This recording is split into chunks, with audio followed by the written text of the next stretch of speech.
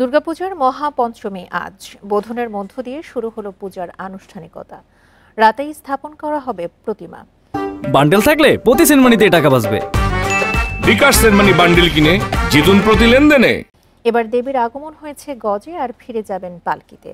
এরই মধ্যে সেজে উঠেছে রাজধানী সহ সারা দেশের মণ্ডপগুলো। ঢাকায় দুর্গাপূজা হচ্ছে 259টি এবং সারা দেশে 33,000-এর বেশি। রাজধানীর অন্যতম বড় মণ্ডপ হচ্ছে বনানী পূজা মণ্ডপ। এরই মধ্যে মণ্ডপে নিরাপত্তা ব্যবস্থা জোরদার করা হয়েছে। পূজা উপলক্ষে এখনও কেনাকাটা করছে হিন্দু ধর্মাবলম্বীরা।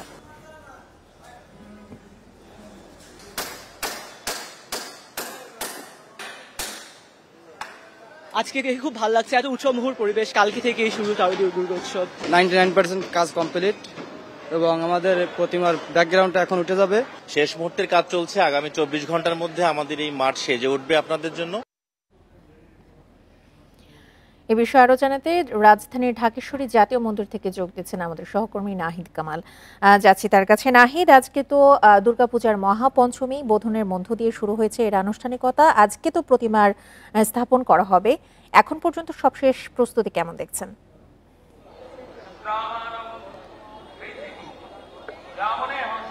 জি, ঢাকেশ্বরী মন্দির সহ ঢাকা শহরের যতগুলো মন্দিরে এবারে পূজার আয়োজন চলছে সবখানেই কিন্তু আজকে এখন এই মুহূর্তে কিন্তু আসলে সন্ধ্যা থেকে শুরু হয়েছে বোধনের যে আনুষ্ঠানিকতা, সেটি কিন্তু এখনো চলছে এবং হিন্দু ধর্মাবলম্বীদের যারা আছেন তারা অনেকেই আজকে এখানে এসেছেন। এখনো যেহেতু প্রতিমা স্থাপনের কাজ এখনো সম্পূর্ণ হয়নি, সেই অনুপাতে আসলে যারা আছেন তাদের সংখ্যা কিছুটা কম।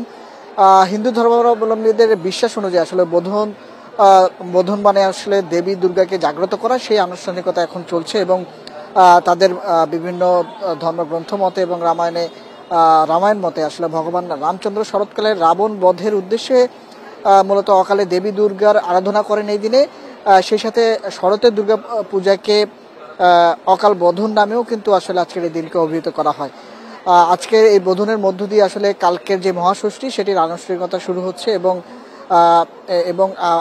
পরের দিন সপ্তমী এবং তারপরে মহা অষ্টমী ও মহানবমী এবং এরপরে আসলে বিজয়া দশমীতে প্রতিমা বিসর্জনের মধ্য দিয়ে এবারের দুর্গাপূজা শেষ হবে। এখনকার যে আজকে যে বোধনের যে আনুষ্ঠানিকতা সেটি এখনো চলছে। মূলত হিন্দু শাস্ত্রের অনুযায়ী বোধন শব্দের অর্থ হচ্ছে জাগরণ এবং চৈতন্য প্রাপ্তি। সাধারণত শরৎকালে দুর্গাপূজার ষষ্ঠী তিথির সন্ধ্যায় দেবীর বোধন, আমন্ত্রণ এবং অধিবাসের বিধান থাকলেও এবারের পঞ্জিকায় বিশেষ নিয়ম অনুসারে সেই সময় সন্ধ্যাবেলায় মূলত যথাযথভাবে মিলছে না, যার কারণে শাস্ত্রমতে আজ পঞ্চমীর সন্ধ্যায় বোধন অনুষ্ঠিত হচ্ছে এবং বোধন ঘিরে বিভিন্ন হিন্দু ধর্মাবলম্বীদের বিভিন্ন শ্রেণী পেশার মানুষ কিন্তু বিভিন্ন মন্দিরে তাদের আনুষ্ঠানিকতা উপভোগের জন্য এরই মধ্যে এসেছেন।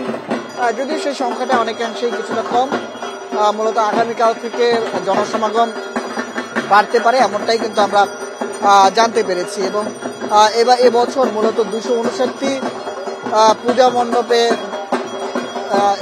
এই বছর মূলত 259টি পূজা মণ্ডপে দুর্গাপূজা অনুষ্ঠিত হচ্ছে, যা গত বছরের তুলনায় 60টি বেশি এবং সারা দেশে পূজা মণ্ডপের সংখ্যা দাঁড়িয়েছে 33,355টি, যা গতবারের চেয়ে প্রায় 1000-এর মতো বেশি আর কি।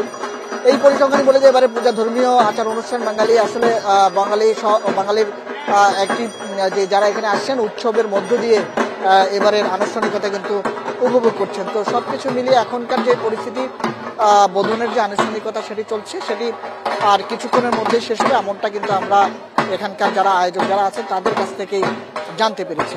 সবকিছু মিলিয়ে এখনকার ঢাকেশ্বরী মন্দিরের যে আনুষ্ঠানিকতা এই ছিল আমার কাছে সর্বশেষ।